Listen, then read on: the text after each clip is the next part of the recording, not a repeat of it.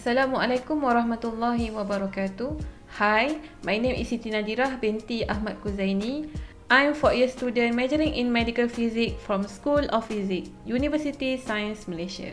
In this video, I will discuss on the topic of ultrasound guided biopsy in breast.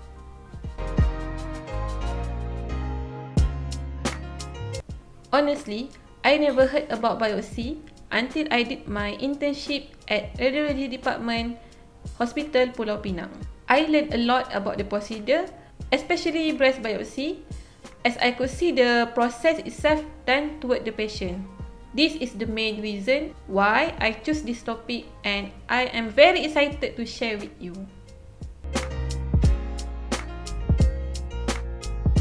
Before I go into details about ultrasound guided biopsy, let me share with you what is biopsy. Biopsy is a medical test performed by a radiologist, surgeon or the doctor to take the sample of tissue from the body in order to examine it more closely. The main reason of this process is to detect the sample either benign or malignant when mammography alone cannot detect them. Biopsy is typically associated with the cancer.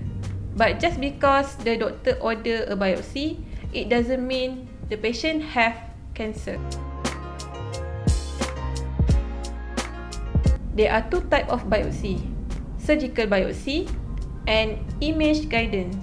For image guidance, there are three types: MRI guided biopsy, stereotactic guided biopsy, and ultrasound guided biopsy.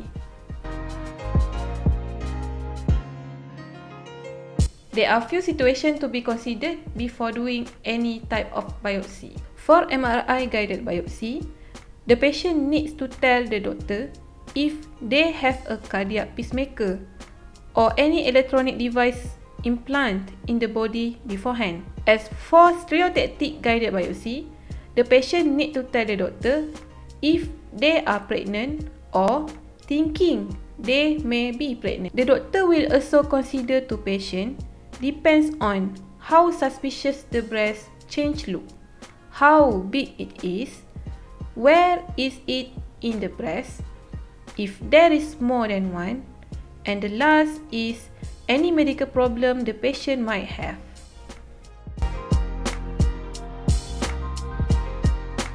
Now, let's take a look on ultrasound guided biopsy in breast.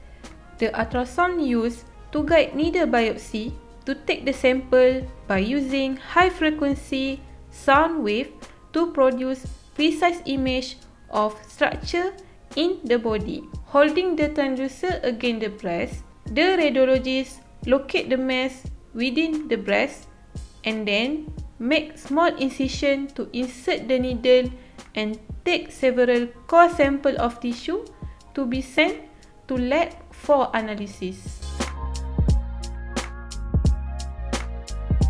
After the biopsy procedure, the sample will be sent to the lab where pathologists will examine it using microscope and special procedure. Next, the pathologist will prepare the report and send to doctor and will share the result with patient. There are few benefits when we use ultrasound in biopsy. First, ultrasound use no ionizing radiation. The procedure is less invasive than surgical biopsy, which can be done less than 1 hour. Ultrasound is possible to follow the motion of the needle biopsy as it moves through the breast. Ultrasound is able to evaluate lump under armpit and near the chest wall when stereotactic guided biopsy cannot detect them. Lastly, fast recovery time and patient can continue their daily activity.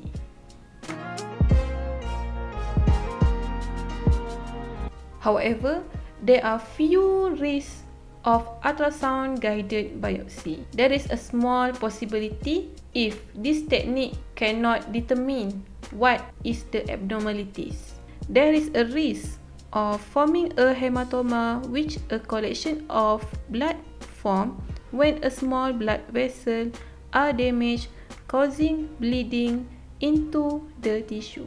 The ultrasound guided biopsy cannot be used unless the lesion can be seen through ultrasound exam. That's all from me. Thank you.